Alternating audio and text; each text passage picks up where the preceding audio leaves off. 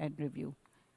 Emilia. Thank you very much. I'm very happy to be here, although this is a very strange place to hold a panel.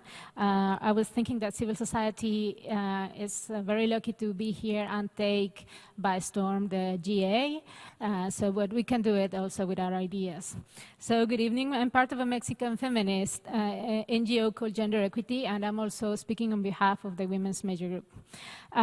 We may not know it, but we live in a new era. Under that new framework, fractals are my favorite metaphor and are very pertinent now for our current purpose. As you know, we've assumed that we live in a world of Euclidean geometry for centuries. Humans feel comfortable with symmetry. Circles, triangles, squares, rhomboids, they're all very smart. They're human inventions for an artificial world. So perfect that it's actually far away from how actual life is. But today we must recognize we live in a more complicated world, one of system effects, where the perfection we strive to create has complicated and often inequitable impacts. Today we have at our hands the fractal geometry. It's an irregular geometry made out of complex numbers. What is interesting is that the numeric equation is the basis of the entire system. You can have a series of complex numbers, and it's not only until you ask a computer to display the graphic of that equation that we would see a fractal, an image with a basic structure that is recurrent and imperfect. Nevertheless, it comes with infinite beauty. When you try to change a part of the image, it will resist. However, by changing a small part of the equation, a plus for a minus, a 3 for a 5, the entire graphic will change. The systems we have created in business as usual have generated unjust and unsustainable structures and ways of being. But today we have tools that can change the equation. FFD is the full equation that needs an ongoing process, and the post-2015 signaled the points of entry to speed up some modifications to our image, the image which we clearly foresee and create a more just and sustainable world. Financing for Development is a normative framework for a very much needed process of global governance reform in the world in terms of systemic issues and balancing economic and financial dynamics. The post-2015 is a conjunction of political wills to accelerate the fulfillment of a dream, and it comprises some specific points of entry. Civil society is certain that the post-2015 is not by far the perfect agenda. And when we compare it with our Beijing Platform for Action, ICPD program of action, for instance, we know it is far from being fully encompassing in regard to gender equality, the full realization of women and girls' human rights, and of all women of all ages, and their empowerment. However, we support the effort of governments to walk a joint path towards sustainable development. Thus, as civil society, we are eager to see the complementarity and integrity of both platforms, FFD and post-2015, and that they are both implemented in the next years. For us, the FFD platform should change the rules in which the world functions. It has the potential to promote a transit towards a world that is not based in donor-recipient dynamic, but one that recognizes historical responsibilities. A world in which governments are not being taken hostage by the private sector and unregulated capital flows. In which trade treaties are not preventing states to promote clean and safe industry, or in which decent work is not a reason for which foreign capital will leave a country. In which Africa and Latin America are not regions from which illicit flows exceed the amount of ODA that enters through official channels, and therefore in which our southern regions stop being creditors of the north. In which the dignity and well-being of people is valued more than the repayment of interest on loans. In which tax contributes to a fairer society and the development role of the state.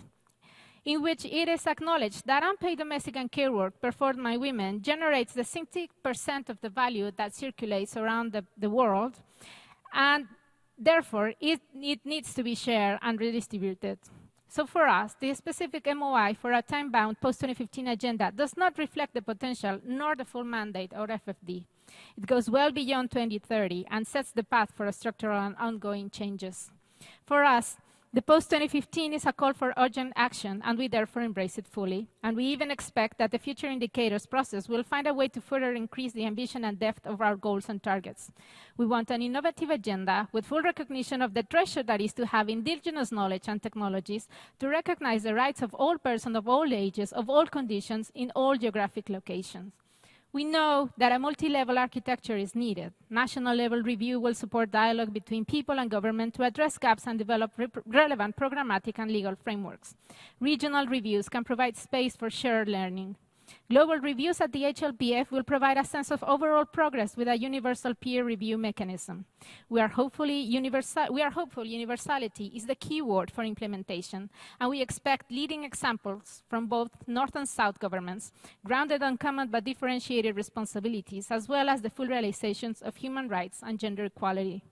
Given that both platforms have different aims, they should both have differentiated efforts to follow up and review. The Women's Major Group has shared its proposal under the HLPF, but as of FFD, it needs further elaboration. A more democratic and inclusive governance than the one that can be found in the G20, OECD, or IFIs. A mechanism under the umbrella of human rights so that we can fully unpack what would a sustainable development process with a human rights framework mean. A proper space to dutifully address the financial needs of the Gender Equality, Social Development, and Human Rights Conference of the 90s. A space under the principles of sustainable development, as well as common but differentiated responsibilities, including universality, responsibility, and differentiation. It should include meaningful and institutionalized civil society representation and reports to the UN General Assembly at the high-level political forum in linking to SDGs. The post-2015 can have a positive influence on the FFD follow-up process, so we suggest that environmental sustainability and resilience towards natural disasters and situations of conflict should be integrated into development finance framework through the lens of the right to sustainable development in all forms of development financing. The integration of Rio+20 principles into the FFD process means a stronger focus on the three aspects of sustainable development. In both structures, we need institutional civil society participation, one in which we learn from good practices such as Rio, the UNFCCC model, or the SCAP's regional civil society engagement mechanism. Broad references to stakeholders makes it far too easy to conflate private sector and other non-governmental actors with rights holders and civil society constituencies, but it fails to ensure accountability for the private sector. The Women's Major Group has been concerned with the role of the private sector, and this is why we send a strong message to member states to strengthen the role of states, so that no negative social and environmental impacts is derived from it. This is why an ex-ante assessment evaluating the suitability of the private sector actors for this agenda should be promoted both under the FFD and the post-2015 platform for follow-up and review. A member state suggested last week that governments should devise a mechanism to make accountable civil society. We would welcome such methodologies because thus they can be applied in reciprocity to measure the immense impact that private sector has nationally, regionally, and globally.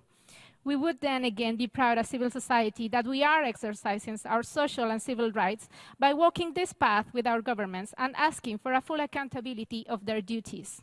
This is, after all, the fractal we want to modify and live in from now on. Thank you very much.